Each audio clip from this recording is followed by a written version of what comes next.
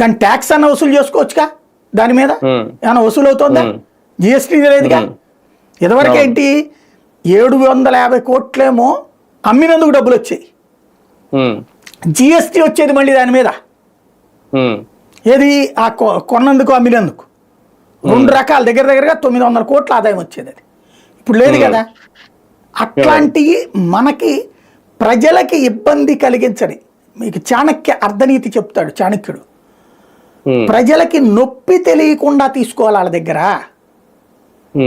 నొప్పి తెలియకుండా తీసుకోవాలి. ఆ చాణక్య నీతి నరేంద్ర మోడీ దగ్గర బాగుంటుంది. మీరు చూడండి, మీకు తెలియకుండానే మీ బ్యాంక్ అకౌంట్ నుంచి డబ్బులు లేచిపోతాయి. ఎట్లాగా? ఏటీఎంలో 5 సార్లకు మించి డ్రా చేస్తే మీకు తెలియదు, కట్ అయిపోతానే ఉంటుంది. 22 రూపాయలు 23 రూపాయలు. అట్లాగే మీ ట్రాన్సాక్షన్కి డబ్బులు తినేస్తున్నారు వాళ్ళు, మీకు తెలియదు. అది రూపాయో 2 రూపాయలోనే. ఇలా 1 కోటి మందిది 1 కోటి రూపాయలు తెస్తే 1 కోటి రూపాయలు అయిపోలే అక్కడ. ఇట్లా నొప్పి తెలియకుండా వేయడం ఎట్లాగో చాణక్య నీతిని మోడీ ఫాలో అవుతున్నాడు.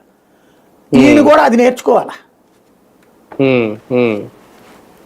కానీ ఇప్పుడు ట్యాక్సుల రూపంలో బాధ ఏమన్నా మొదలవబోతుందా? ఐటీ మీద ఆర్జన మొదలెట్టండి అని చెప్పడం అంటే అదనంగా ఏముండదండి, అది వీళ్ళ చేతుల్లో ఏముండదు. ఐటీ అన్నీ కూడా డెవలప్ చేస్తే, ఆ ఇండస్ట్రీస్ వస్తే అప్పుడు వాళ్ళ సేవల రంగం కదా, తొందరగా డబ్బులు వచ్చేస్తాయి. ఐటీలో ఇప్పుడు ఆటోమేటిక్గా ట్యాక్స్ వస్తాయి కదా, అవన్నీ కూడా